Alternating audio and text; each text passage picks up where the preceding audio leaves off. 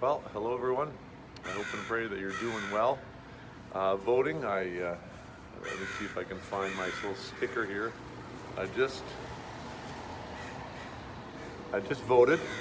I cast my vote in our BC provincial election. Since I'm going to be in Alberta on our election day this Saturday, I cast my vote a little bit early, and you can see here I am in front of this voting place at the arena.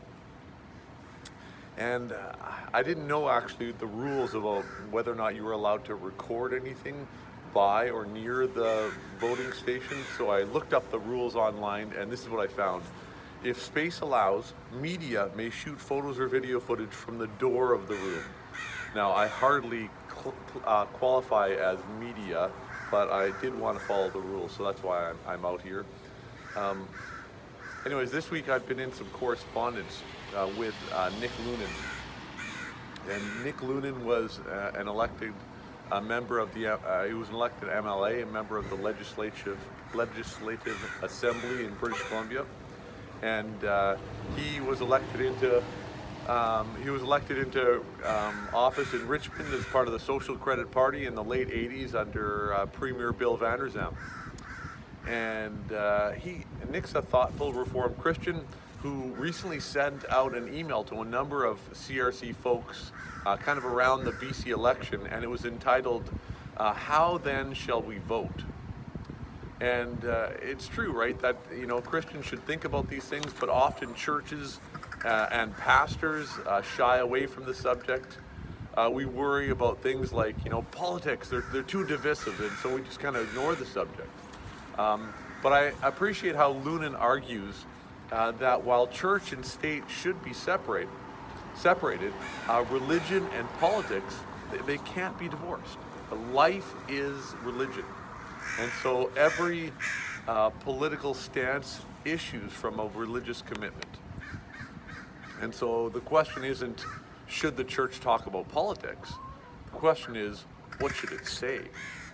And Lunan's working rule is this. He wrote to me, the church tells government what the government's God-ordained task is, but it leaves the concrete practical implications and actual public policies to the government, right? The church proclaims to its members that what God's will and purpose for government is, but then we don't tell them what party or candidate to vote for. And then so Lunan, when he was doing this, he polled the number of us about what tasks are appropriate for government, and guess what? We didn't agree on all of them, but there were 7 about which we agreed, and so I'll just read them out.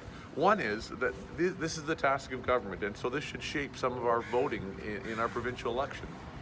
One of those tasks is protect citizens from harm by prosecuting and educating evildoers. Second, support the disadvantaged and marginalized. Third, distribute resources among all people fairly, justly, and equitably. Fourth, pursue reconciliation, including with our Indigenous population. Fifth, steward resources, human and physical, such as earth, water, air, finances, for the flourishing of present and future generations. 6, welcome the stranger. 7, be a servant. Use state power not to be served, but to serve. Equip people to be citizens, engage them in the governing task. And so all those, should shape who and how we vote. Now, I'm not going to tell you how to vote or who to vote for. Neither am I going to tell you exactly who I just voted for. But these categories are really helpful, I think, for discerning. And of course, it shouldn't surprise you to hear me say that voting is more than just a right, it's a responsibility for Christians. And as Christians, we're responsible for educating ourselves about the issues in British Columbia and across our country and in the world. And we should wonder together with other Christians which party and which candidates might best address our concerns. We don't need to agree, but we do need to engage. And finally, this apathy rarely looks good on Christians. May the peace of Christ prevail in our province, and may the peace of Christ be with you all.